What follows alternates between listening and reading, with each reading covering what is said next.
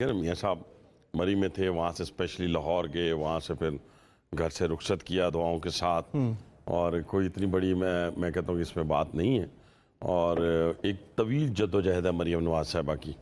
آپ نے خود دیکھا ہوگا، خاص طور پہ پچھلے 20 سال تو میں خود دیکھتا رہا ہوں کہ جس طریقے سے انہوں نے پولیٹیکلی بھی چیزوں کو دیکھا، لیکن ساتھ ساتھ انہوں نے جو جیل کی تکالیف، اور مجھے تو سب سے وہ وقت یاد آتا ہے، اور اس وقت تو مجھے معلوم بھی نہیں تھا کہ مریم بی بی جو ہے وزیر اعلیٰ پنجاب بن جائیں گی. جب وہ قید میں تھی، آپ کو یاد ہوگا کہ 2018 کے الیکشن سے پہلے 4 لوگ جیل میں تھے پارٹی کے.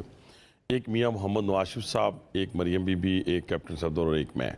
چار لوگ تھے اور ایک ہی جیل میں تھے، اور ہماری وقتاً فوقتاً ملاقات ہوتی رہتی تھی. ان کی ملاقات کے دن ان سے ملاقات، میری ملاقات والے دن مجھ سے ملاقات.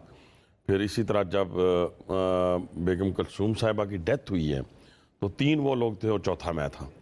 جو مریم بی بی کے سیل کے باہر تھے ان میں سے میاں نواز شریف صاحب اور کیپٹن صفدر، اور تیسرا آپ کا یہ بھائی تھا.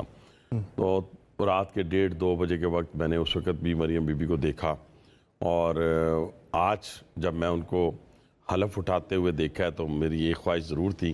میاں صاحب نے تو گھر سے رخصت کیا، لیکن ان کی والدہ محترمہ بھی موجود ہوتی تو آج ان کو دلی خوشی ہوتی.